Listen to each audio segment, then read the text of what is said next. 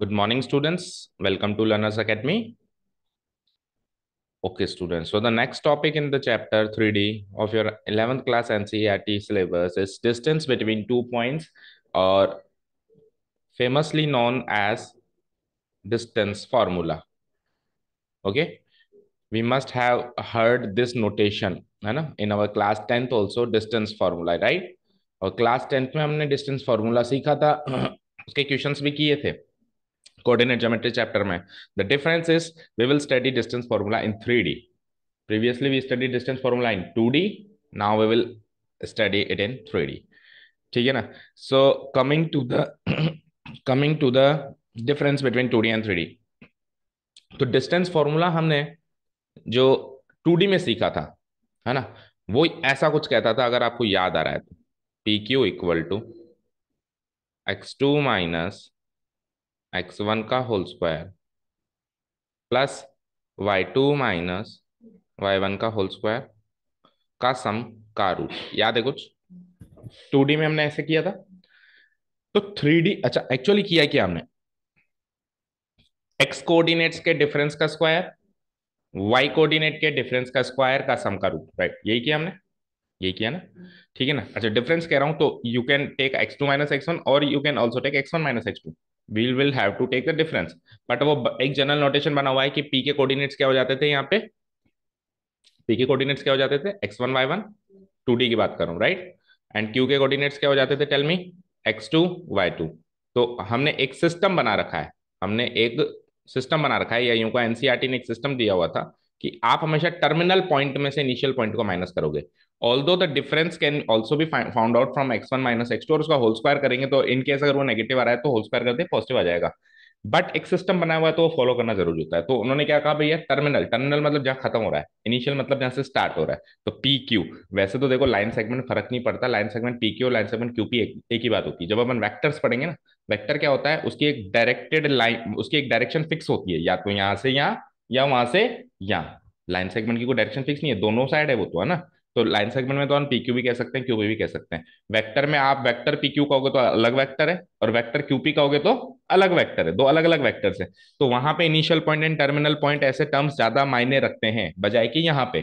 But एक बार के लिए समझने के लिए हम कर सकते हैं, जो बाद में रखा वो टर्मिनल, जो पहले रखा वो इनिशियल. तो सिस्टम क्या बनाया हुआ है भैया? Terminal minus initial. तो x2 माइनस x1 का whole square, y2 minus y1 का होल स्क्वायर, सिस्टम बनाया हुआ है. ये था 2D में. अब 3D में क्या हुआ? सबसे पहले तो 3D में दो पॉइंट्स हम जब लेंगे पी क्यू, तो पहला डिफरेंस ये आएगा, पहला डिफरेंस ये आएगा कि x1 y1 के साथ में, बोलो, z1 भी होगा, होगा ना? अगर p के कोऑर्डिनेट्स होंगे तो x1 y1 तो होंगे, but there must also be a z coordinate of this point and the other point as well. बोलो होगा नहीं होगा? y2, सॉरी क्या कर रहा हूँ, एक मिनट रुको, फिर से लिखता हूँ. x1 comma y1 comma z1, ठीक है? एंड q पॉइंट के coordinates will be like x2 comma y2 comma z2, right? अब जब डिस्टेंस फॉर्मूला लगाएंगे तो वहां पे डिस्टेंस फॉर्मूला क्या था बताओ? दोनों कोऑर्डिनेट्स के डिफरेंस का स्क्वायर का सम का रूट. बोलो, दोनों कोऑर्डिनेट्स के डिफरेंस के स्क्वायर का सम का रूट. अब वो दोनों से तीनों हो जाएगा. क्यों हो जाएगा? क्योंकि तीन कोऑर्डिनेट्स हैं. तीनों कोऑर्डिनेट्स के डिफरेंस के स्क्वायर का सम का रूट, दैट्स इट. तो तीनों कोऑर्डिनेट्स का डिफरेंस लेना है, यानी कि x2 का भी लेना है, x1 x2 का भी लेना है, y1 y2 का भी लेना है, z1. And same thing applies कि डिफरेंस आप चाहो तो x1 माइनस x2 भी कर सकते हो, x2 माइनस x1 भी कर सकते हो. बट द सिस्टम, सिस्टम क्या कहता है? टर्मिनल माइनस इनिशियल करो ना तो ज्यादा बढ़िया. एक सिस्टम दिया हुआ है. So following that system what will do? x2 minus x1, x coordinates का डिफरेंस, भाई वहां दोनों थे, यहाँ तीनों करोगे, राइट? उसका स्क्वायर, देन y कोऑर्डिनेट्स का डिफरेंस का भी स्क्वायर, देन z कोऑर्डिनेट्स का भी डिफरेंस का भी स्क्वायर का सम का रूट. तो फॉर्मूला तो रेडी है, उठा के यूज कर सकते हो, एक्सरसाइज भी सॉल्व कर सकते हो. दैट्स इट, खत्म है कहानी यहाँ पे. एक्सरसाइज इंट्रोडक्शन हो चुका है, ठीक है ना? वो 2D में था, ये 3D में है. बट हम ऐसे थोड़ा ना छोड़ देते हैं किसी चीज को, हम नहीं छोड़ते भाई, हम नहीं छोड़ते, हम पकड़ते हैं. हमने इसका भी प्रूफ किया था, हम इसका भी प्रूफ करेंगे.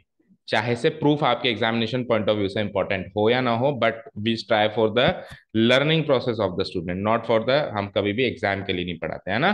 और बिलीव मी प्रूफ इतना ज्यादा डिफिकल्ट भी नहीं है ना। मेरे हिसाब से इसका प्रूफ इंपॉर्टेंट भी होना चाहिए बच्चे के लिए, क्योंकि बताए क्या होगा नेक्स्ट ईयर जब 3D विशाल रूप धारण करेगी ना, तो वहां पे इमेजिनेशन जो करनी पड़ेगी ना, एक प्लेन यहाँ से निकल रहा है, एक लाइन यहाँ से निकल रही है, एक पॉइंट यहाँ है, तो वो इमेजिनेशन बच्चे की रुक जाती है जब ऐसे प्रूफ नहीं करते। छोटे मोटे प्रूफ करेगा तभी तो आगे चल के बड़े प्रूफ करेगा। समझ रहे हो? कोई कहेगा सर छोटा सा फॉर्मूला है, तो अभी तो छोटा सा फॉर्मूला है, अभी तो एक ही फॉर्मूला है, या सेक्शन फॉर्मूला में दो फॉर्मूले हो जाएंगे आपको कि सर चैप्टर में दो ही तो फॉर्मूले याद करते हैं निकलते हैं आगे। बेटा 3D इन क्लास 12th में है ना 35 फॉर्मूला है। कितने? अब वो फॉर्मूले, अगर आप इधर दो फॉर्मूले सोच के रटने बैठोगे, उधर उधर 35 फॉर्मूले रटने बैठोगे, रट भी लोगे, लेट से रट भी लोगे, मतलब अगर रटने पे आओ तो 35 है, समझने पे आओ तो 10 ही है ना। तो इसलिए कह रहा हूं समझो, इसको समझो, क्योंकि यहाँ पे जहाँ पे मैं स्टॉप कर रहा हूँ ना, इसके प्रूफ पे जब मैं स्टॉप कर रहा हूँ ना, यहीं से कोई बात 12th में उठाऊंगा तो यहाँ तक का आना चाहिए ना आपको, आना चाहिए कि नहीं आना चाहिए? So we will proof this formula. Okay, चलो स्टार्ट करें प्रूफ सेक्शन। ओके, तो पहले मैं देसी भाषा में प्रूव करूंगा, considering this room as a 3D space, और उसके बाद फिर पेपर पे प्रूव करूंगा, चलेगा? ओके, तो जब मैं इस रूम को 3D स्पेस मानते प्रूव कर रहा हूं, तो सुनो ध्यान से कैसे प्रूव करेंगे। Let's say this room is a 3D space, और पहले कल की तरह ये मेरे पीछे वाला जो पॉइंट है कोना, ये वाला जो कोना है दैट इज द ओरिजिन। आपकी साइड जो एक्सेस आ रही है दैट इज एक्स एक्सेस, इधर जो जा रही है वो है वाई एक्सेस, और जो मेरे साथ में से ऊपर निकल रही है दैट इज जेड एक्सेस ना। कोऑर्डिनेट एक्सेस मिल गए। कोऑर्डिनेट प्लेन्स की बात करूं तो ये floor will be X Y plane, X Y, X Y, ठीक है ना। हमेशा याद रखा करो 3D में भी या 2D में भी एक्स वाई प्लेन हमेशा फ्लोर लिया करो, उससे क्या अंडरस्टैंडिंग अच्छी बैठती है। कई लोग एक्स वाई प्लेन दीवार को कंसीडर करवाते हैं ना, फिर जेड एक्सिस से बाहर आना पड़ता है, वो थोड़ा सा डिफिकल्ट होता है सोचना, है ना। एक्स वाई प्लेन फ्लोर लिया करो, है ना। और जेड एक्सिस हमेशा हाइट होती है ना।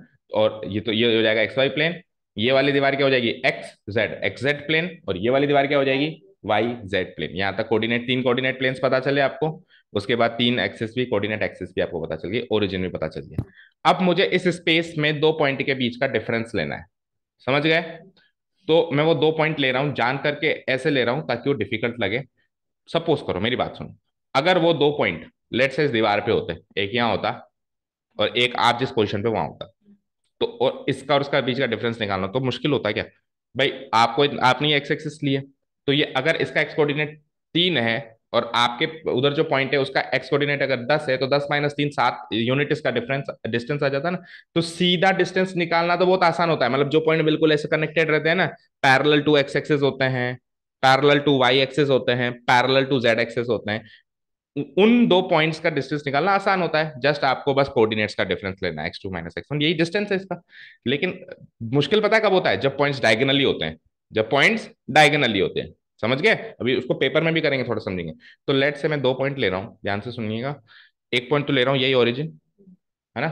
अब एक बार के लिए मानो ये ओरिजिन नहीं है ना, ये कोई भी पॉइंट है ना। और एक पॉइंट ले रहा हूँ वहां पे, देख रहे हो वो पॉइंट, वो कॉर्नर, आप समझ पा रहे हो? इस क्यूबॉइडल रूम का ये उस पॉइंट से इस पॉइंट तक जो मैं डिस्टेंस लूंगा वो एक डायगोनल है कि नहीं है? वो एक डायगोनल है ना। डायगोनल क्या होता है? ऑपोजिट वर्टिसेस को जोड़ता है। इस रूम में पता है कितने डायगोनल बन सकते हैं? चार डायगोनल बन सकते हैं। एक तो यूं, है ना। अब इसी को ऐसा कर दो, एक यूं, एक वहां से लेके यहां तक, और इसी को ऐसा कर दो, एक यहां से लेके यहाँ तक। तो चार डायगोनल बन सकते हैं। तो let's take one of the diagonals, यहां से लेके यहां तक का अपने को डिस्टेंस लेना है। क्या लेना है? डिस्टेंस लेना है। अब मुझे एक चीज बताना, मैंने आपको बताया कि तीनों कोऑर्डिनेट प्लेन्स या तीनों कोऑर्डिनेट एक्सिस एक दूसरे से परपेंडिकुलर होते हैं। एक्स एक्सिस वाई एक्सिस से परपेंडिकुलर है, वाई एक्सिस जेड एक्सिस से परपेंडिकुलर है, एक्स एक्सिस भी जेड एक्सिस से परपेंडिकुलर, और तीनों कोऑर्डिनेट प्लेन्स भी परपेंडिकुलर है। ये दीवार इस फ्लोर से परपेंडिकुलर है, ये फ्लोर इस दीवार से परपेंडिकुलर है, और ये दीवार भी तो परपेंडिकुलर है। इन दोनों दीवार के बीच का एंगल देखोगे तो भी 90 डिग्री है ना। तो तीनों कोऑर्डिनेट प्लेन्स भी एक दूसरे से परपेंडिकुलर है, तीनों कोऑर्डिनेट एक्सिस भी एक दूसरे से परपेंडिकुलर है। आपको यहां से वहां जाना है, आप टुकड़ों में जाओ। कैसे? पहले यहां से यहां जाओ उस कोने पे, समझ गए? फिर यहां से यहां जाओ और फिर ऊपर चढ़ जाओ, है ना। मतलब जाना ऐसे नहीं है, जाना तो डायरेक्ट ही, मतलब डिस्टेंस आपको डायरेक्ट निकालनी है, लेकिन आप ऐसे कंसिडर करो। तो सपोज करो बेटा, सपोज करो मुझे उस पॉइंट, वो पॉइंट अगर मेरा वहां होता उस कोने में जहां पे बोर्ड रखा हुआ है, और ये कोना तो सेम है ही से, ये पॉइंट तो सेम है ही से, तो वहां से यहां तक की डिस्टेंस निकालनी होती तो 2D से ही निकल जाती है। 2D फर्श एक 2D प्लेन है। ये डिस्टेंस पता होगी आपको, मतलब पता नहीं होगी तो आप माइनस करके निकाल लोगे ना, सीधी तो आप माइनस करके निकाल लेते हो, x2 माइनस x1। ये डिस्टेंस आपको पता है, ये डिस्टेंस आपको पता है, और वहां से यहां, तो आप इमेजिन करो क्या बना। एक, दो, तीन, क्या चीज बन रही है ये? Right angle triangle. उस जगह पे उस कोने पे 90 डिग्री है, तो ये हाइपोटेन्यूस बन रहा है, बन रहा है नहीं बन रहा है? तो इसका स्क्वायर प्लस उसका स्क्वायर का सम का रूट से आप ये डिस्टेंस निकाल सकते हो। निकल गई? निकल गई। आप हमारे हाथ में है सर, ये डिस्टेंस वहां से लेके यहाँ तक की डिस्टेंस हमारे हाथ में, कुछ भी है, 10 यूनिट 20 यूनिट, निकल गई ना।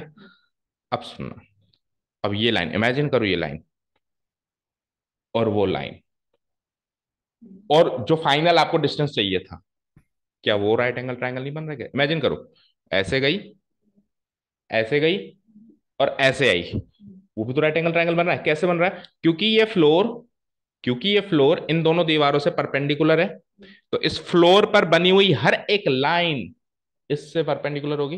For example, let's let me take this 2 books. मुझे एक चीज बताओ, अगर ये दोनों बुक्स एक दूसरे से परपेंडिकुलर हैं, ये दोनों बुक्स एक दूसरे से परपेंडिकुलर, तो इस बुक पे कहीं पर भी कोई भी लाइन ले लो, लेट्स से एक लाइन है, और इस बुक पे कहीं पर भी कोई लाइन ले लो, जहां आपकी इच्छा है, कहीं पर भी बना दो, उन दोनों को जब आप मिलाओगे ना, तो वो एक दूसरे से परपेंडिकुलर ही तो मानी जाएगी, क्योंकि प्लेन ही प्लेन के परपेंडिकुलर है।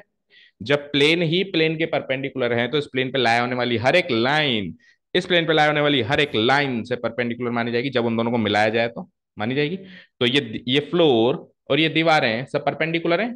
मैंने बताया ना भी, कोऑर्डिनेट प्लेस, ये इससे परपेंडिकुलर, ये इससे परपेंडिकुलर। तो इस फ्लोर पे लाया करी थी ना वो लाइन, जो अपने टेम्पररी डिस्टेंस ली, अपने को तो वो निकालनी है, लेकिन अपने टेम्पररी ये निकाल ली। तो ये लाइन इस फ्लोर पे लाया कर रही है कि नहीं कर रही है? और ये दीवारें हैं कि नहीं है? तो ये लाइन इस दीवारों से परपेंडिकुलर होगी, उस कोने पे 90 डिग्री बनेगा। तो फिर 1 2 3, is it a right angle triangle or not?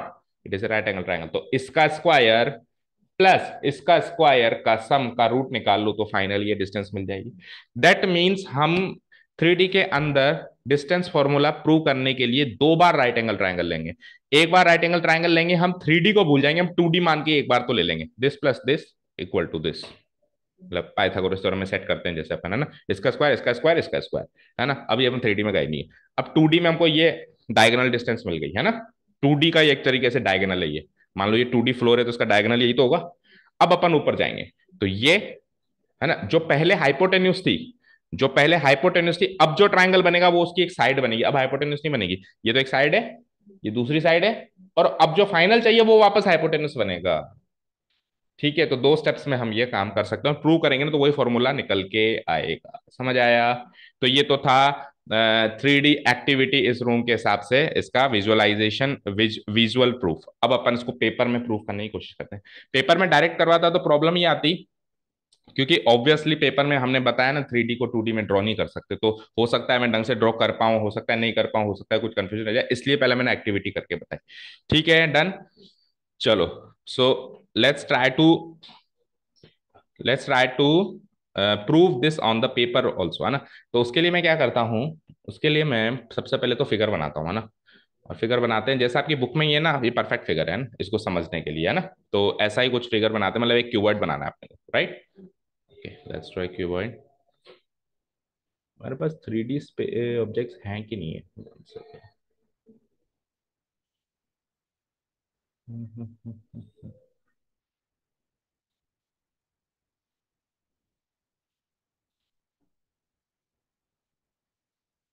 3D objects नहीं है हमारे पास। Okay, no problem. तो क्यूबॉइड बनाना तो आता है ना बेटा, 2 रेक्टेंगल बना दो, और क्या, लाइक दिस,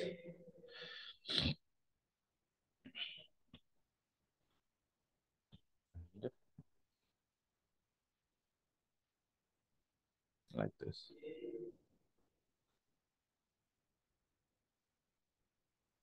इसी की कॉपी बनाऊं तो ज्यादा सही रहेगा। थोड़ा सा और बड़ा बनाता हूँ,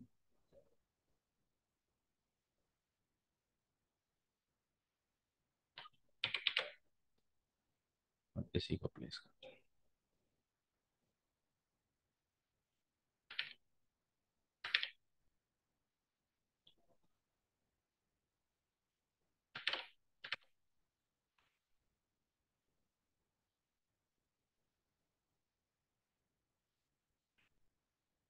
तो ये छुपेगा या वो छुपेगा, चलो anyways, ठीक है, लाइन खींचते हैं।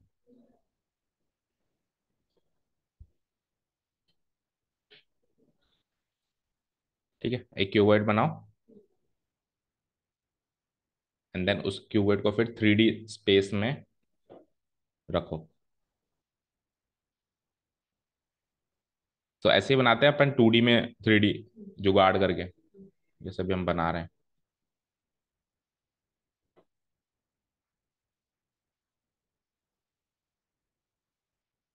अरे कहाँ गया? ठीक है,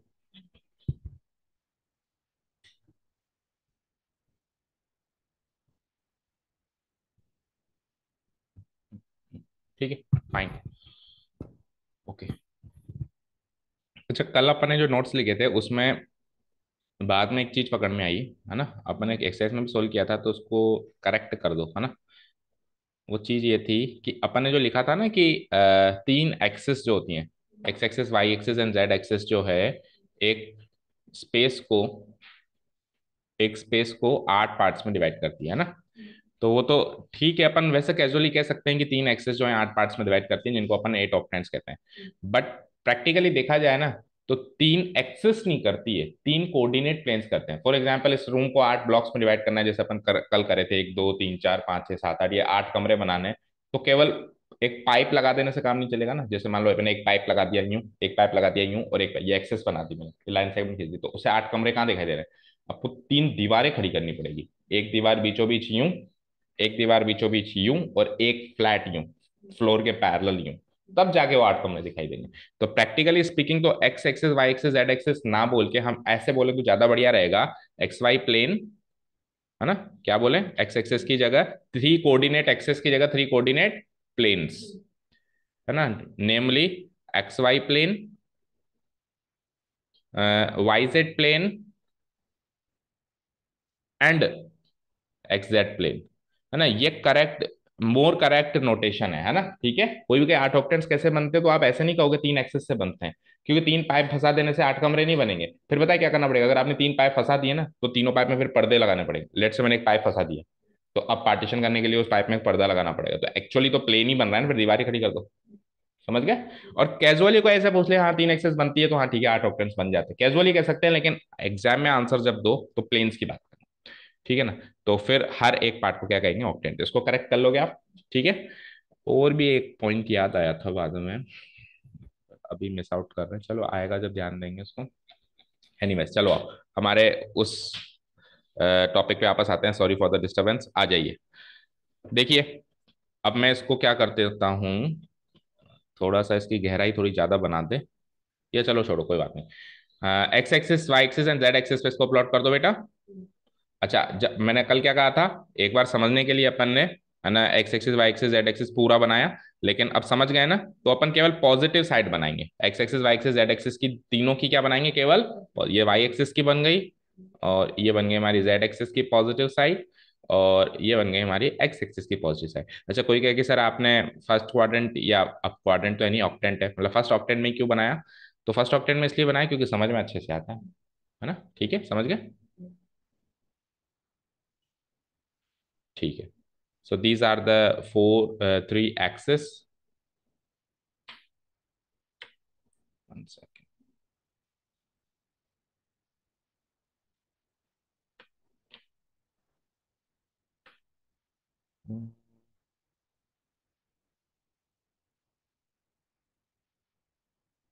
ठीक है, these are the 3 axes, and ये हमारा क्यूबॉइड इसमें प्लेस्ड है। एक्स वाई जेड, इनका नाम रख देते हैं हम लोग। This is X, anti clockwise direction, this is Y, and this will be our Z. ठीक है, नो प्रॉब्लम टिल नाउ। अब सुनना ध्यान से। अब मैंने जैसे आपको डायगनली इस रूम में करवाया ना, तो इस क्यूबॉइड के अंदर वो डायगनल पता है कहाँ होगा? अगर मैं इस पॉइंट से ले रहा हूं, तो उस पॉइंट पे जाएगा। समझ गए? ऐसे। ये थोड़ा समझ में कम आया, एक काम करो, इस पॉइंट से इस पॉइंट तक, समझ गए ना? आपकी बुक में भी शायद यही है। समझ गए? ये पॉइंट यानी कि वो कोना ले लिया, है ना, ये कोना ना लेके वो कोना ले लिया। अब उस कोने से कहाँ जाएगा? इधर आएगा, ये जो ये ऊपर कैमरा की मशीन लगी हुई है, वहां तक आएगा, है ना। ये जो पाइप होगा। अच्छा, वन मोर थिंग, ये स्ट्रेट लाइन नहीं है भाई, बुक में भी दिख रही है और आपको भी लग रही होगी भाई यहां से लेके यहां तक ये पूरी एक स्ट्रेट लाइन है ना। It is not a straight line, ये तीन लाइन्स हैं, एक, फिर दो, और फिर तीन। ठीक है ना, ऐसे ही है, एक, दो, और फिर ये कहाँ गई, यहाँ गई, ऐसे इस तरीके से जा रही है कुल मिला के, ठीक है ना। ओके। हाँ, तो एक पॉइंट को ले लेता हूँ P और एक पॉइंट को ले लेता हूँ Q, और कोऑर्डिनेट्स मानने हैं अपने को, तो x1 y1 z1 और x2 y2 z2, है ना। तो P के इनिशियल पॉइंट के कोऑर्डिनेट्स ले लेते हैं हम x1 y1 z1, and terminal points के कोऑर्डिनेट्स ले लेते हैं हम x2 y2 z, जो हमारा स्टैंडर्ड तरीका है। यहाँ पे लिख देता हूँ मैं x1 y1 z1, और ये लिया ना Q, इसके कोऑर्डिनेट्स लिख देते हैं x2 y2 z, ठीक है ना। ओके। और ये हमारे दो पॉइंट्स है जिनकी हम बात कर रहे हैं, इन दोनों को मिला दीजिए ताकि हम समझ पाए, ताकि हमको ये डिस्टेंस निकालनी है, इस बात, ये चीज हमको क्लियर रहे। P Q, distance P Q निकाल, मिला दिया मैंने। वन इसकी विड्थ वगैरह भी बढ़ा दो, इसकी विड्थ वगैरह बढ़ा दो ताकि ये अलग से दिखाई दे। ठीक है, अलग से दिखाई दे रही है ना, ये डिस्टेंस निकालनी है मुझे, कलर भी चेंज कर देते हैं इन लोग, ये डिस्टेंस निकालनी है जो रेड मार्क है। ठीक है। हाँ जी।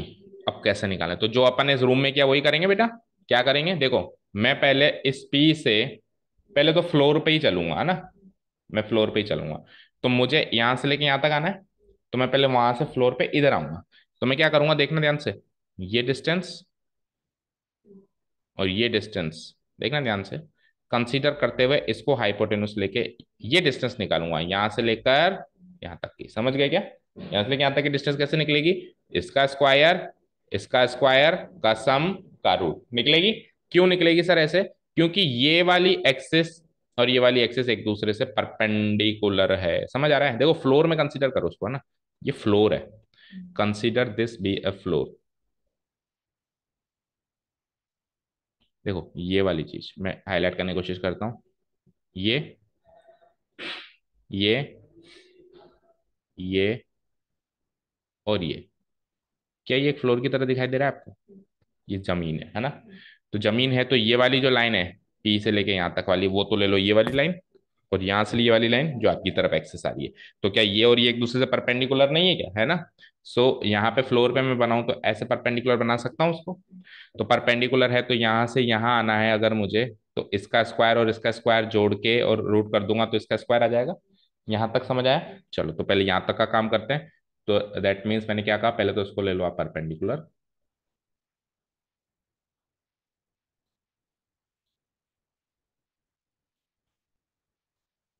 ये है हमारा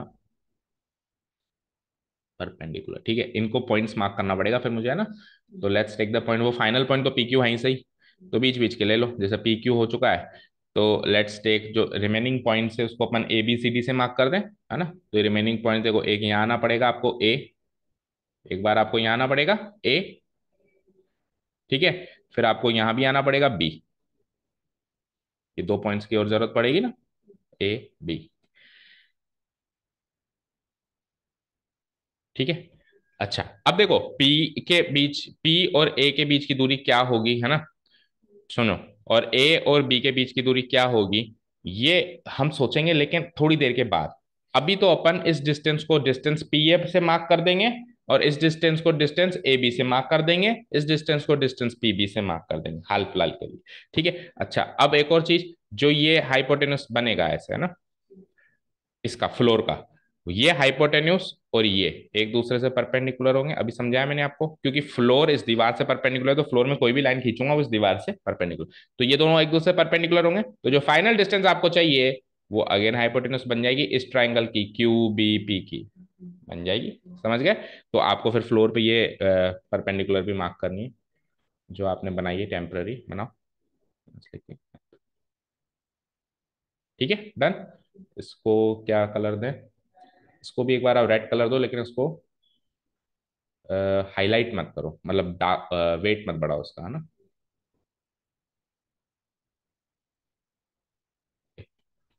समझ में आ रहा है? It is also A hypotenuse. Fine. और यहां पर भी ये परपेंडिकुलर बनेगी इस जगह पे। Like, done. आया ना समझ में?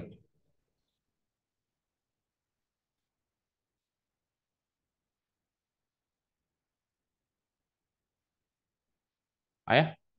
ओके। चलो अब कुछ लिखना शुरू करें, इतना समझ गए तो सबसे पहले हम क्या करेंगे, इन जो पी और क्यू के कोऑर्डिनेट्स हैं वो मार्क करना पड़ेंगे अपने को, राइट। ठीक है, पी और क्यू के given points. Okay.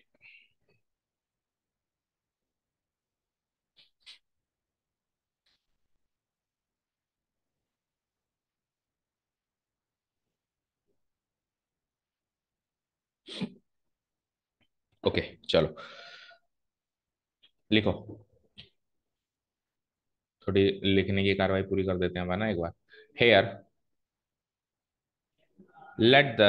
Late P, जिसके कोऑर्डिनेट्स हैं x1 comma y1 comma z1, and Q, and Q जिसके कोऑर्डिनेट्स है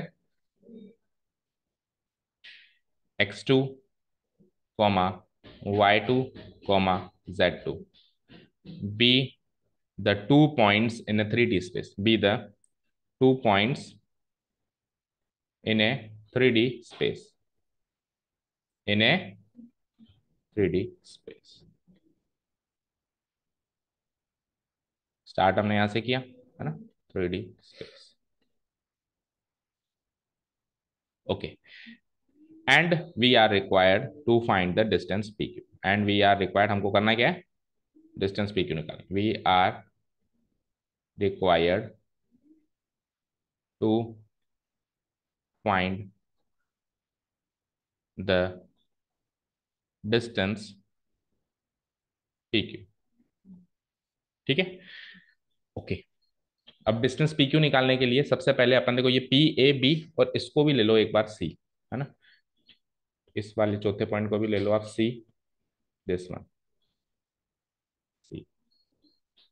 तो सबसे पहले अपन क्या करेंगे, 3D को भूल जाएंगे और पी ए बी सी को एक 2D प्लेन मान लेंगे, फ्लोर, और इस फ्लोर में डिस्टेंस पी भी निकालेंगे, पहला काम ये करेंगे, है ना। So so so first of all we will find, first of all we will find,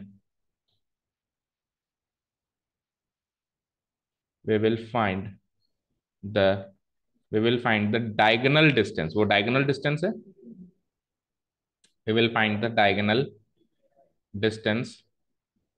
क्या, पीबी, पीबी कहा ना हमने, क्या कहा, P B. We will find the diagonal distance P B, P B considering considering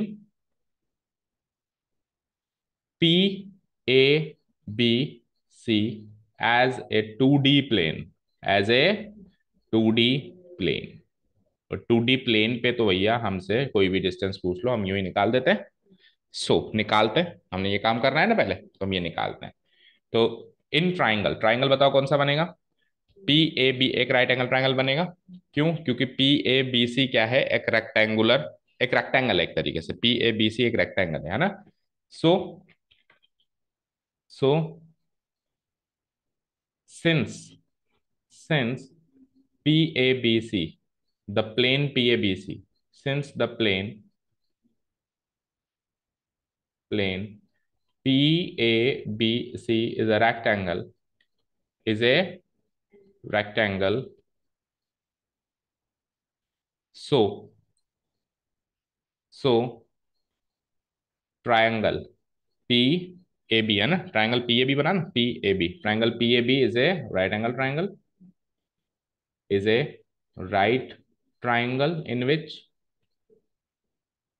triangle in which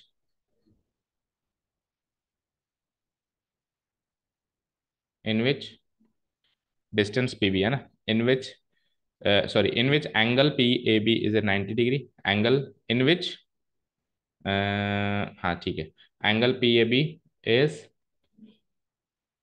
equal to 90 degree and P B is the hypotenuse, P B hypotenuse है वहां पे साफ साफ दिखाई दे रहा है,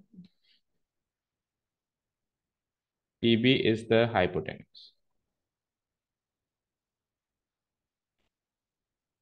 तो हाइपोटेन्यूज की लेंथ निकाल लेते हैं यूजिंग पाइथागोरस थ्योरम, ठीक है ना। So using Pythagoras theorem we have, using Pythagoras theorem we have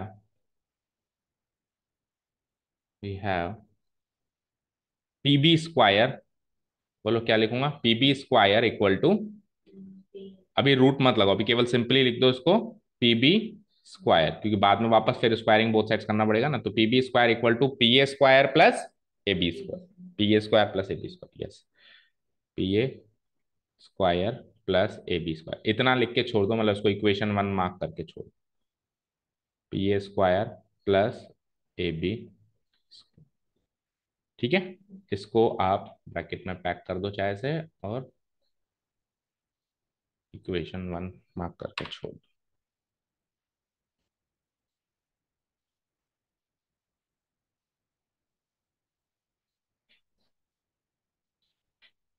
ठीक है, fine, this is our equation one, ठीक है। नाउ व्हाट, अब अपन फ्लोर का काम अपन ने कर लिया, अब चलते हैं वापस एक बार फिगर पे।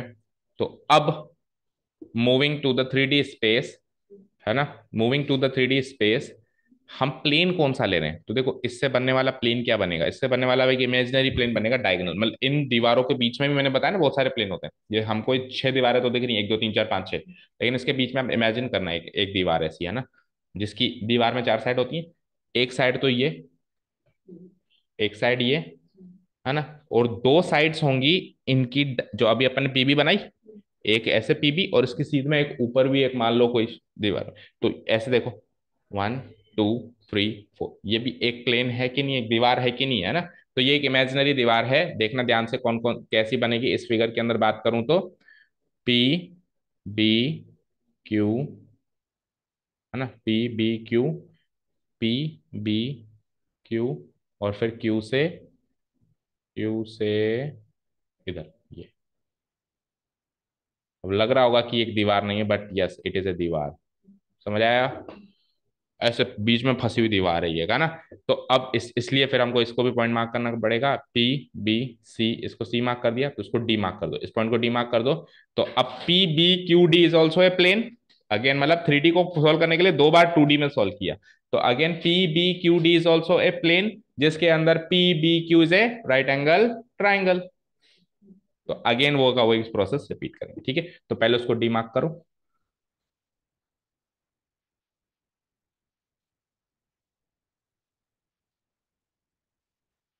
दिस पॉइंट इज डी,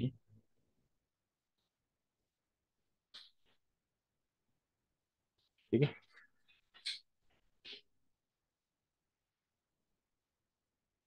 हम्म, चलो आओ, again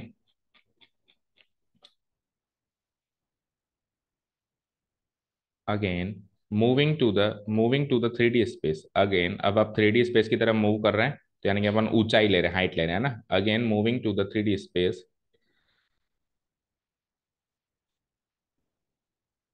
to the three D space, ठीक है ना, we we consider the plane, we consider the plane, plane का नाम बताओ क्या लिया हमने, we consider the two D plane, we consider the two D plane, बोलो प्लेन का नाम क्या लिया आपने, P B Q, P B Q D है ना, consider the two D plane P B Q D, P B Q D, P B Q D, ठीक है ना। अब इस पी बी क्यू डी में ट्राइंगल कौन सा है हेयर? ट्राइंगल पी, बोलो कौन सा ट्राइंगल बना था? पीबी क्यू, पीबी क्यू है ना? Triangle P B Q.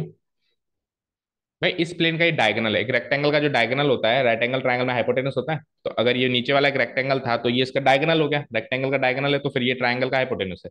सिमिलरली ये जो मैंने प्लेन कंसीडर करा इट इज ऑल्सो रेक्टेंगल, अगर ये रेक्टेंगल है तो फिर ये इसका डायगोनल है। ठीक है, P B Q is a right angle triangle in which proof आपको स्कूल में करवाया था क्या?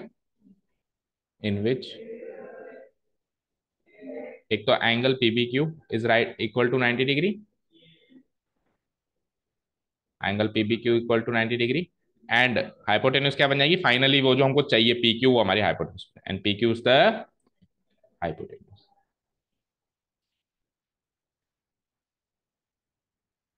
सो again by using Pythagoras theorem, so by using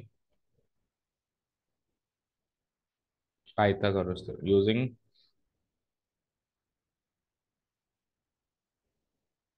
Pythagoras theorem, we have we have बोलो अब की बार पाइथागोरस थ्योरम से क्या मिला, करो बताओ। हाइपोटेन्यूज कौन है अब की बार? P Q. So P Q का स्क्वायर इक्वल टू बोलो, पी क्यू का स्क्वायर इक्वल टू एक तो पीबी का स्क्वायर, पीबी का स्क्वायर प्लस बी क्यू का स्क्वायर, वेरी गुड। अब सुनो भैया, पीबी के स्क्वायर की वैल्यू इक्वेशन वन से कॉपी करो। पीबी के स्क्वायर की वैल्यू क्या है? पी ए का स्क्वायर प्लस ए बी का स्क्वायर, तो फ्रॉम इक्वेशन वन ये पीबी का स्क्वायर की वैल्यू कॉपी पेस्ट हो जाएगी। ठीक है ना? सो इम्प्लाइज पी क्यू का स्क्वायर इक्वल टू बोलो, पीबी की स्क्वायर की वैल्यू क्या थी? पी ए का स्क्वायर प्लस ए बी का स्क्वायर, ब्रैकेट लगा दो ताकि पता चले कि ये हमने यहां से कॉपी किया है, प्लस बी क्यू का स्क्वायर तो आ ही गया। फाइन, ठीक है ना? इसके आगे लिख दो from equation one,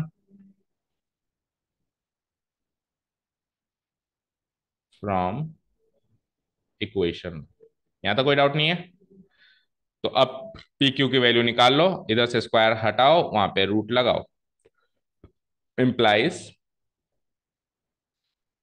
P Q की वैल्यू हो गई P A square plus A B square plus P A square plus A B square, P A square plus A B square plus B Q square, सही है?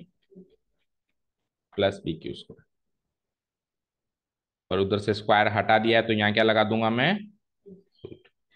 ठीक है, तो ये हमारा फाइनल आंसर आ चुका है। बट सर आपने तो फॉर्मूला कुछ और लिखा है, तो मैंने कोऑर्डिनेट सिस्टम में लिखवाया है। अभी अपन इसको यूक्लिड सिस्टम में पढ़ रहे हैं, पीए इज यूक्लिड सिस्टम ज्योमेट्री है ना। अब पीए को कोऑर्डिनेट में लेके जाएंगे तो डिस्टेंस पीए निकालेंगे कोऑर्डिनेट सिस्टम से। अब distance P A, distance A B और डिस्टेंस बी क्यू निकालना कोई बड़ी बात नहीं है, क्योंकि distance P A, distance A B और डिस्टेंस बी क्यू वो डिस्टेंसेज हैं जो X axis, Y axis, Z axis के अलोंग जा रही हैं। तो मैं अभी भी आपको बताया था कि अलोंग जाने वाली डिस्टेंस को तो जस्ट दिस माइनस दिस करके निकाल लेते हैं ना। कैसे? देखो फॉर एग्जाम्पल ध्यान से सुनना, कि एक 2D में ही मान लो, लेट्स से ये 2D प्लेन है ना, और मेरे को डिस्टेंस निकालनी है यहां से लेके यहां तक। तो ये जो डिस्टेंस है ये अलोंग एक्स एक्सिस है ना, तो मान लो ये अगर 3 है और ये अगर 7 है ना, तो यहां से लेके यहां तक 7, यहां से लेके यहां तक 3, तो बीच के गैप 4 आ गया ना। क्यों क्यों जल्दी से निकाल पाया मैं? क्योंकि ये अलोंग एक्स एक्सिस है। सिमिलरली अलोंग वाई एक्सिस को डिस्टेंस निकालनी है यहाँ से लेके यहाँ तक, तो इस ये मान लो 1 है और ये मान लो 8 है, तो 1 - 8 ये 7 निकल जाएगा। तो सिमिलरली 2D में चला तो जेड एक्सिस, 3D में भी जब जेड एक्सिस के अलोंग कोई डिस्टेंस आ रही है तो निकालना आसान है। तो ये जो 3 डिस्टेंसेस मैंने निकाल ली हैं, ये सक्सेसफुली मैंने, ये एक्स एक्सिस के अलोंग जा रही है, अभी दिखा रहा हूँ, ये वाई एक्सिस के अलोंग जा रही है और ये जेड एक्सिस के अलोंग जा रही है। कौन कौन सी? P A B B Q. आओ, पी ए का है, ए बी का है, बी क्यू का है।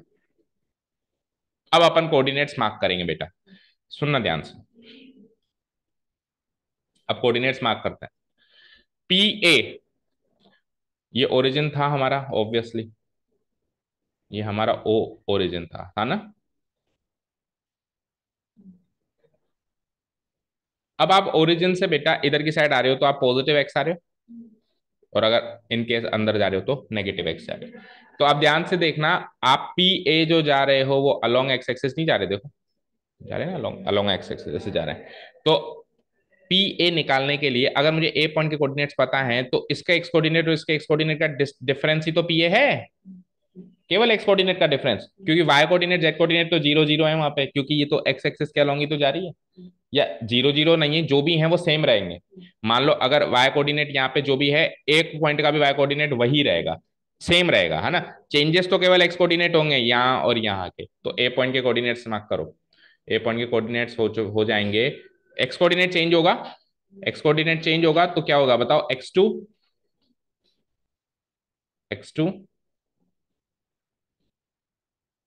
Coma Y coordinate and Z coordinate will not change, y1 z1।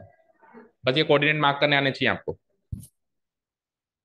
ठीक है, कैसे हुआ x2 y1 z1 सोच के बताओ।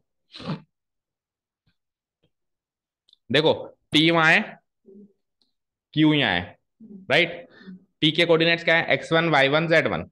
अब जब आप यहाँ आ गए, इस कोने में आ गए, है ना, तो अब उस पॉइंट के कोऑर्डिनेट्स क्या है, x2। तो जब उस पॉइंट के कोऑर्डिनेट्स x2 हैं तो इस पॉइंट के कोऑर्डिनेट्स पे x2 ही होंगे, है ना। नहीं, हाँ, उस पॉइंट के कोऑर्डिनेट्स x2 है तो इस पॉइंट के कोऑर्डिनेट पे x2 होंगे, और इस पॉइंट के y और z कोऑर्डिनेट्स y1 z1 है तो इस पॉइंट के भी y और z कोऑर्डिनेट्स y1 z1 ही होंगे। तो इसके कोऑर्डिनेट्स क्या हो जाएंगे, x2 y1 z1। अब आओ यहाँ पे b पॉइंट के कोऑर्डिनेट्स फाइंड आउट करो, बताओ मुझे फिगर में देख के बताओ b पॉइंट के कोऑर्डिनेट्स क्या होंगे। देखो बी पॉइंट और ए पॉइंट जो है, ध्यान से देखना, वो वाई एक्सिस के अलोंग है या नहीं है। तो चेंजेस केवल वाई एक्सिस में ही, वाई कोऑर्डिनेट में ही होंगे, समझ रहे हो।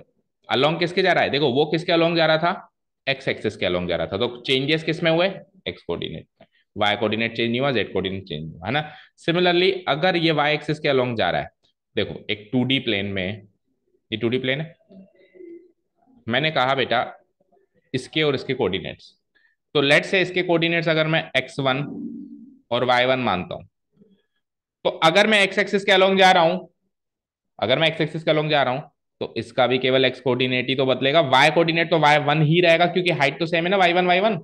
तो अगर आप x एक्सिस के अलोंग जा रहे हो तो y कोऑर्डिनेट नहीं बदल रहा, और अगर आप y एक्सिस के अलोंग जा रहे हो तो x कोऑर्डिनेट नहीं बदल रहा।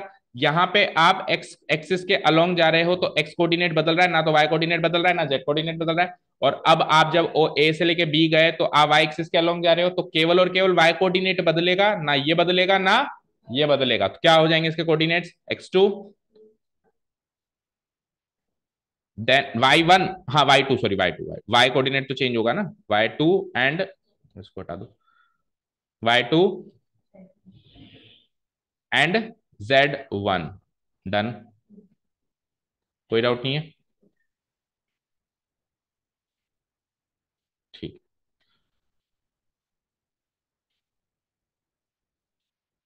ठीक है, कोई डाउट नहीं आता। ओके, सो दिस इज, ये क्या था, एक्स वाई एक्सिस।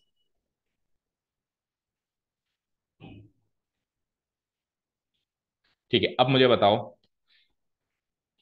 इसके भी निकाल लिए हमने ना, तो ए के निकाल लिए, बी के निकाल लिए, क्यू के निकाल लिए, तो बस और तो अभी किसी के निकालने नहीं है, इससे काम हो जाएगा। डिस्टेंस पी ए चाहिए थी, डिस्टेंस ए बी चाहिए थी, डिस्टेंस बी क्यू चाहिए थी। अब आप खुद सोचो, चलो डिस्टेंस बी ये निकालते हैं, A B, distance A B निकालते हैं। तो डिस्टेंस ए बी में एक्स कोऑर्डिनेट्स तो same, Z coordinate same, difference क्या है, y1 और y2। तो y2 माइनस y1 नहीं होगा क्या, इसका इसका डिस्टेंस ए से लेके B, y2 minus y1। Similarly distance P A जो हमको चाहिए, तो पी ए में क्या क्या सेम है, y1 और z1 तो सेम, इसको तो काटो, x2 माइनस x1 होगा। और डिस्टेंस बी क्यू चाहिए आपको, है ना, तो डिस्टेंस बी क्यू में क्या क्या सेम है, चेक करो। x2 है तो x2 सेम, y2 है तो y2 सेम, तो केवल z2 माइनस z1 ही होगा क्या। तो बस वहां पे पी ए की जगह डाल दो x2 minus x1, A B की जगह डाल दो y2 माइनस y1, और बी क्यू की जगह डाल दो z2 माइनस z1, और हमारा फॉर्मूला तैयार, फाइन।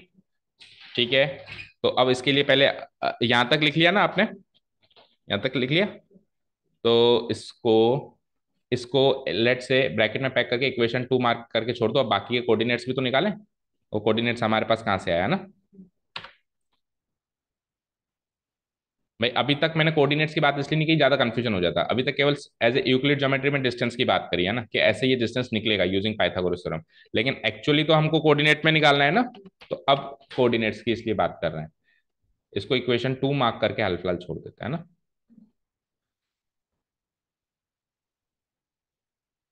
इक्वेशन 2। अब आ जाओ नीचे, अब कोऑर्डिनेट्स निकालते हैं नाउ, है ना। The if the coordinates of if the coordinates of point P are coordinates of points P and Q are points P and Q R दोनों के लिख लो। आर, पी के क्या है, x1 y1 z1, x1 y1 and Q के क्या है, x2 y2 z2। ठीक है, रेस्पेक्टिवली लगा दो, respectively, respectively.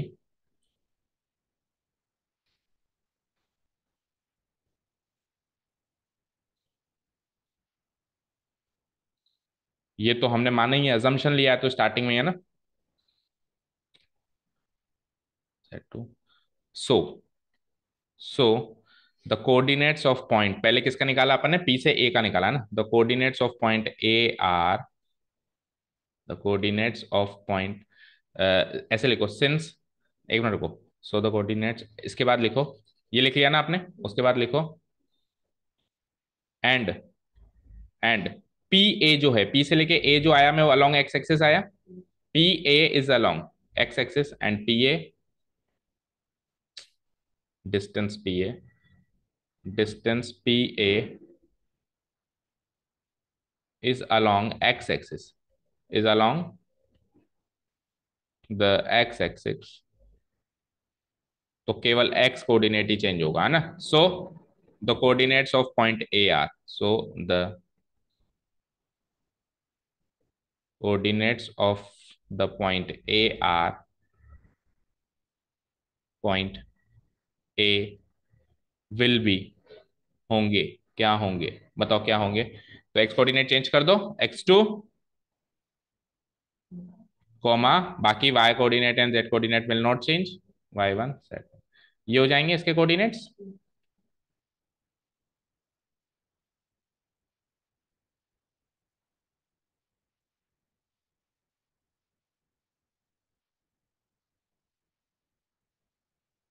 Done.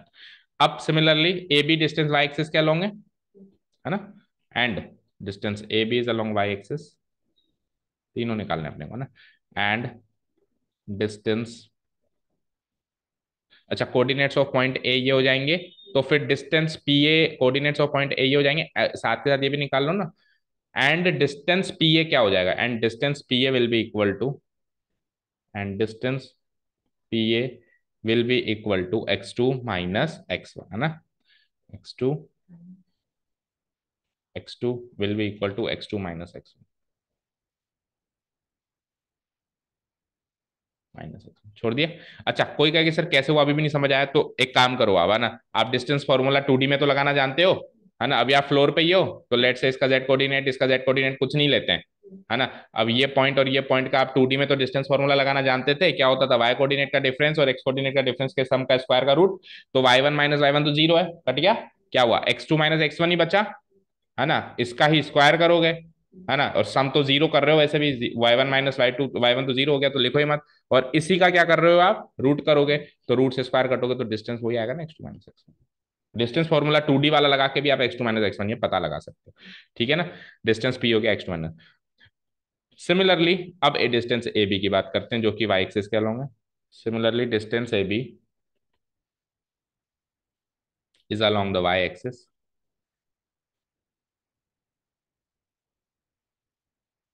along the y axis, इसको भी रेड मार्क कर दो,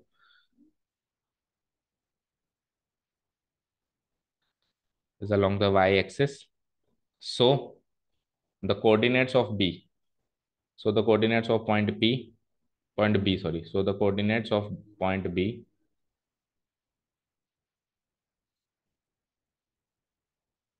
the point b are, will be, हम चाहे तो कोऑर्डिनेट्स का काम पहले करके आ सकते हैं और बाद में डिस्टेंस निकालने का काम कर सकते हैं, हम चाहे तो पहले डिस्टेंस निकालने का कैसे भी कर सकते हैं ना। क्या हो जाएंगे बताओ, x2 y1 z1 थे पहले उसके, तो इसके क्या हो जाएंगे, ए से ही निकलेंगे, बी के भी है ना।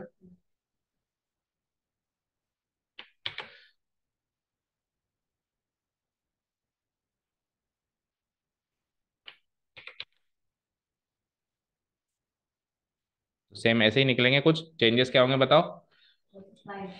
वाई एक्सिस क्या लोगे, तो वाई कोऑर्डिनेट चेंज, तो y1 की जगह y2 कर दो, बाकी सेम रहेंगे है ना।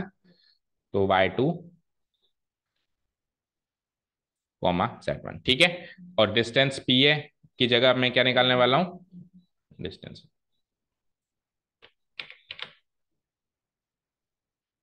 And distance A B will be equal to,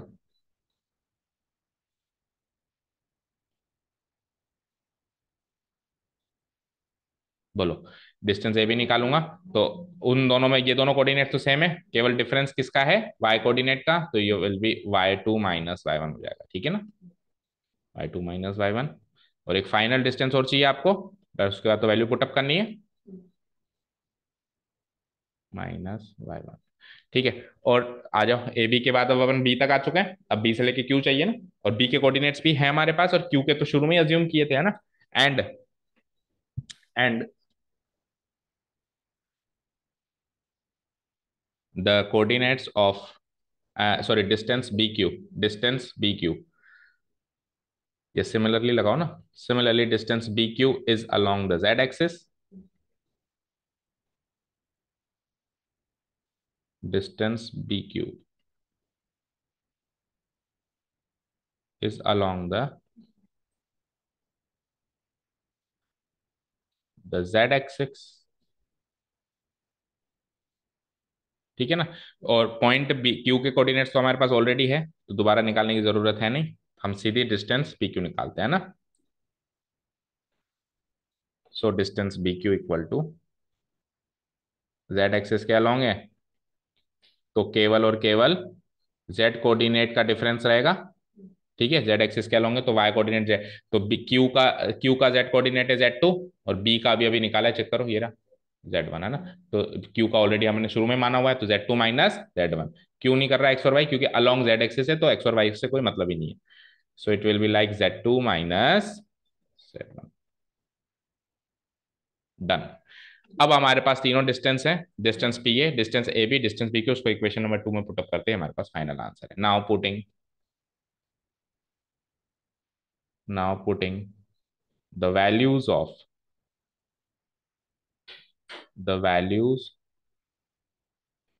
of distances, distances कौन कौन सी, P A comma A B and B Q, in in equation 1 नहीं, इक्वेशन 2, बनाइए ना उसको। We get distance P Q equal to, we get distance P Q equal to,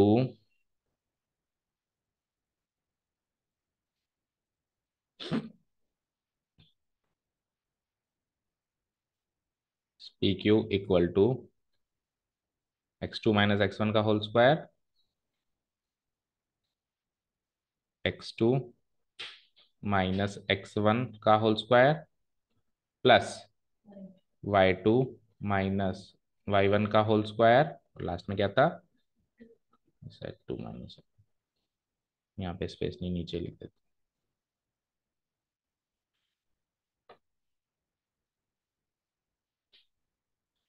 plus Z2 - Z1 का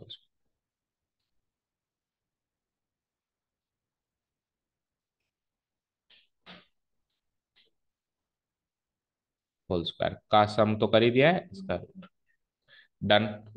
इसको कर दो फाइनल ब्रैकेट में pack, and this is your final distance formula.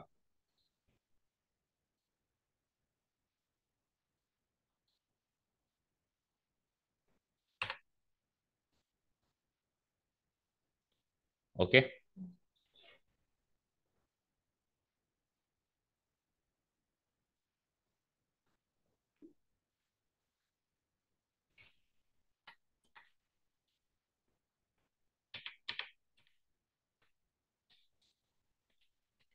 ठीक है, डन। अब डिस्टेंस फॉर्मूला तो मिल गया आपको, वो तो पहले मिला हुआ था, प्रूफ कर दिया हमने, है ना। बट डिस्टेंस फॉर्मूला से रिलेटेड भी कुछ क्वेश्चंस बनते हैं, मतलब इसके रिजल्ट्स, है ना। जैसे आप एक्सरसाइज खोल के देखोगे ना बेटा, तो केवल डायरेक्ट डिस्टेंस फॉर्मूला के एप्लीकेशन के क्वेश्चंस नहीं है कि डायरेक्ट एप्लीकेशन लगा दिया। और क्वेश्चंस कैसे कैसे हैं, जैसे कोलिनियरिटी चेक करना, है ना, Y1, ठीक है ना। जैसे कोलिनियरिटी चेक करना, जैसे कि ट्राइंगल की आइसोसेलेस ट्राइंगल की साइड है कि नहीं है चेक करना, तो ये सारे क्वेश्चन 10th में भी आए थे, है ना। तो वो बाकी से छोटी मोटी चीजें, जैसे राइट एंगल ट्राइंगल की साइड है या नहीं है वो चेक करना, है ना, 3 पॉइंट्स दे रखे हैं आपको। तो वो छोटी मोटी चीजें तो अपन एक्सरसाइज में भी डिस्कस कर लेंगे क्वेश्चन में, लेकिन एक मेन चीज और है जो इसके साथ आपको याद रखनी है और नोट्स में लिखनी है रिजल्ट के रूप में, कि अगर कोलिनियरिटी चेक करना है ना, how to check the collinearity. तो देखो, अगर 3 पॉइंट्स कोलिनियर हैं, अगर 3 पॉइंट्स कोलिनियर हैं, तो उसमें से किसी भी दो का डिस्टेंस का सम तीसरे के बराबर होना चाहिए। फॉर एग्जाम्पल कैसे, लेट से कि ये 3 पॉइंट्स कोलिनियर समझते हो, एक ही लाइन में लाए होने वाले, ये एक ही लाइन में लाए होने वाले 3 पॉइंट्स हैं, लेट से एक ए बी सी। तो अब आप बताओ, अगर ये एक ही लाइन में लाए कर रहे हैं, तो distance A B plus distance B C equal to distance A C होगा, नहीं होगा। तो आप चेक कैसे करोगे, आप पहले डिस्टेंस ए बी निकालोगे, फिर आप डिस्टेंस बी सी निकालोगे, फिर आप डिस्टेंस ए सी निकालोगे। अगर इन दोनों डिस्टेंस का सम तीसरी डिस्टेंस के बराबर आ गया, तब तो ये कोलिनियर है, अदरवाइज नहीं है। फॉर एग्जाम्पल मान लो अभी ये बी इस लाइन पे लाए नहीं करता, थोड़ा ऊपर लाया करता, कोलिनियर नहीं होते, तो फिर ये एबीसी स्ट्रेट लाइन नहीं बनाते, फिर एबीसी ट्राइंगल बनाते, क्या बनाते। और ट्राइंगल में हमेशा दो साइड्स का सम तीसरी साइड से बड़ा होता है। तो अगर ट्राइंगल बनेगा, तब तो A B plus B C greater than A C बनेगा। और अगर स्ट्रेट लाइन यानी कोलिनियर पॉइंट्स बनेंगे, तब A B plus B C equal to A C बनेगा। तो इक्वल टू बने तो स्ट्रेट लाइन, और ग्रेटर देन बने तो ट्राइंगल। तो ये एक रिजल्ट हमको यहाँ पे नोट करना है ना। तो रिजल्ट्स मार्क करके लिख दीजिए नीचे, या एप्लीकेशंस भी लिख सकते हो, applications and results, results and application, applications of distance formula. अच्छा, कोलिनियरिटी ऑफ 3 पॉइंट्स केवल और केवल डिस्टेंस फॉर्मूला से ही चेक करी जा सकती है, ऐसा नहीं है। पर अगर डिस्टेंस फॉर्मूला से चेक करनी है तो ये तरीका है ना। अभी जब आगे सेक्शन फॉर्मूला सीख लेंगे या दूसरी चीजें सीख लेंगे, तो कोलिनियरिटी चेक करने के दूसरे भी तरीके हैं। इवन क्लास 12th में तो बहुत अच्छे अच्छे, इससे भी एडवांस तरीके हैं, है ना। बट अभी के लिए तो हमारे पास डिस्टेंस फॉर्मूला ही है, तो हम कैसे चेक करेंगे। वन मोर थिंग, कि आपको अगर एग्जाम में पी क्यू आर 3 पॉइंट्स देते हैं, तो आप P Q plus Q R equal to P R ही नहीं चेक करेंगे। हो सकता है आर बीच में हो। देखो, अगर आर बीच में है और क्यू यहाँ पर है, तो भी तो ये कोलिनियर है ना, है कि नहीं, एक लाइन में तो लाया कर रहे हैं ना। तो आपको पर्टिकुलरली कोई स्पेसिफिक केस नहीं पकड़ लेना है कि P Q plus Q R ही पी आर चाहिए। आप तो 3 डिस्टेंस निकालो, P Q Q R P R. अब 3 डिस्टेंस में से कोई भी 2 डिस्टेंस का सम तीसरे के बराबर हो, चाहे से P Q plus Q R बराबर पी आर हो, चाहे से P R plus R Q बराबर पी क्यू हो, चाहे से कोई जो भी तीसरा केस बना, है ना, कोई से भी 2 डिस्टेंस का सम अगर तीसरे के बराबर हो, तो हम कह देंगे पॉइंट्स कॉलिनियर है ना। तो results and application of distance formula, है ना। तो इसमें एक ही एप्लीकेशन है वैसे तो, to check collinearity, to check the collinearity of 3 points in space of 3 points.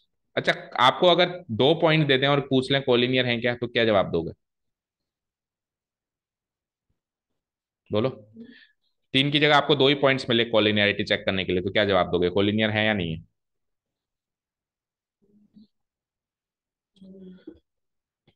2 points तो हमेशा ही कोलिनियर होंगे। कहीं पर भी 2 पॉइंट सोचो, उससे स्ट्रेट लाइन तो बनी सकती है।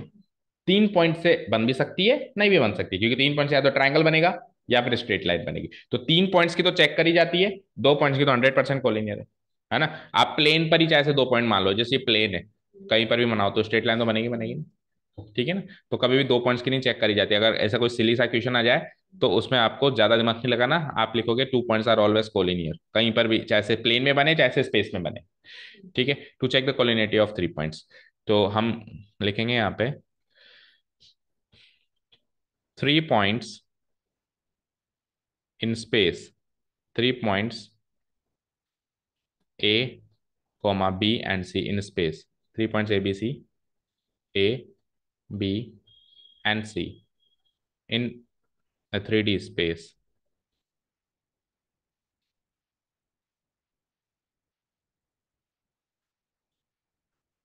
Are collinear, are collinear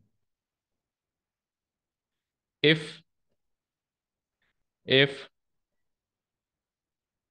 the sum of any two distances, the sum of any two distances, any two distances, किसी भी दो डिस्टेंसेस का सम, कौन सी distances, A B B C A C है ना, among among A B comma B C and A C. भाई A B B C A सी तीन डिस्टेंसेस हैं, इन तीन डिस्टेंस में से कोई सी भी दो डिस्टेंस का सम, चाहे ए बी बी सी, चाहे बी सी ए सी, चाहे ए बी ए सी, बराबर होना चाहिए तीसरे के बराबर, है ना, is equal to the third distance, is equal to the third distance, is equal to the third distance.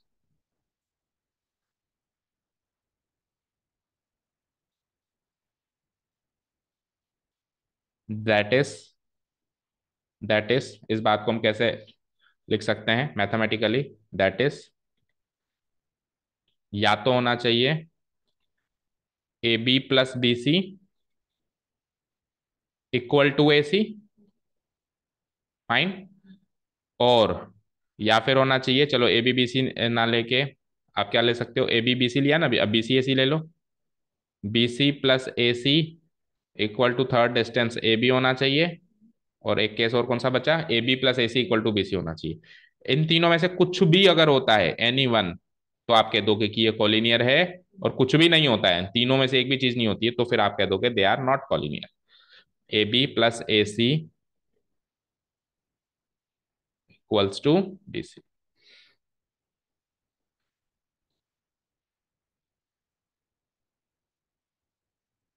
ठीक है,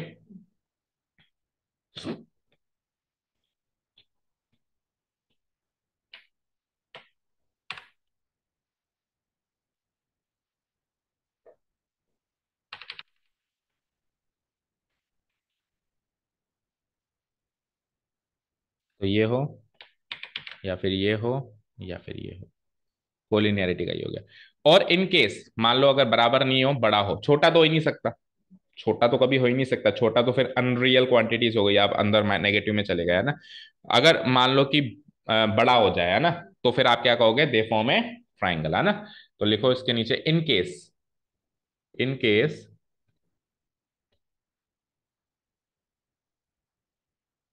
in case if the sum of any two distances is greater than the third one, if the sum of,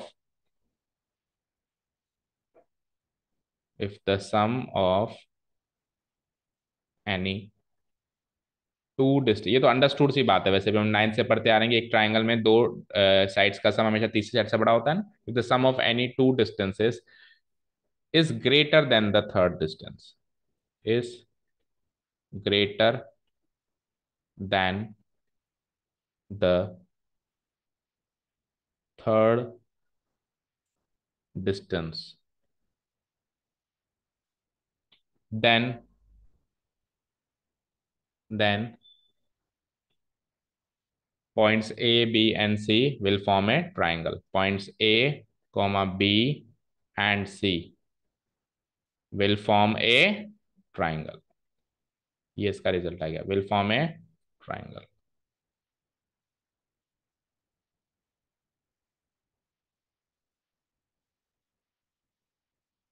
That is, इसको भी लिख दो, that is, तीन case बना दो, या तो हो जाए ए बी प्लस, या फिर उसी को कॉपी पेस्ट कर देता हूँ, देखिए मैं। अच्छा देखो, A B plus B C plus A C, B C plus A C plus A B, B C A B plus B C, देखो इसी के आगे इस तरीके से बनाओ, ये तो हो गए हमारे तीन case.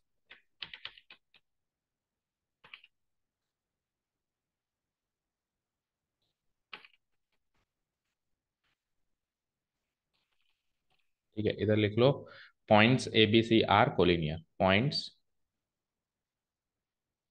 Points A comma B and C are collinear.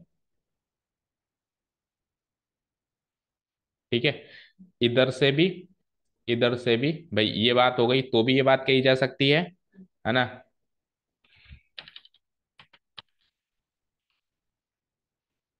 ठीक है, इधर से भी ये बात कही जा सकती है,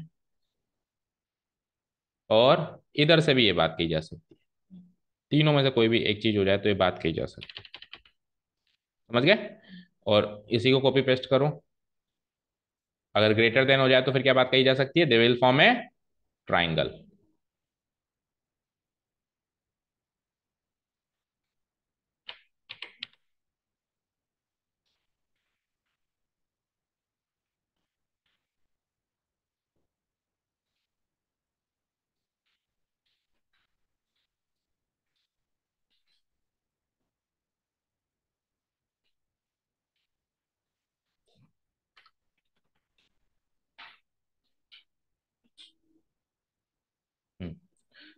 सेकेंड केस में हमने कॉपी पेस्ट कर दिया। अब क्या क्या चेंजेस करेंगे? इक्वल टू की जगह greater than, greater than, greater then,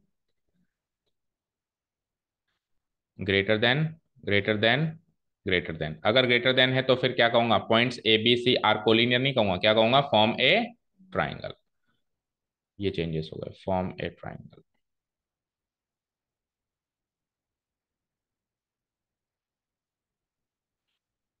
समझ आया? So that's it for the introductory part. अब छोटे मोटे एप्लीकेशन जो है, जैसे आइसोसेलेस ट्राइंगल का चेक करना है या नहीं है, राइट एंगल ट्राइंगल का चेक करना है या नहीं है, तो वो फिर अपन जब क्वेश्चन करेंगे ना, तो फिर नहीं तो फिर एक्सरसाइज में बचेगा ही क्या? कुछ एक्सरसाइज के लिए भी छोड़ दें, है ना।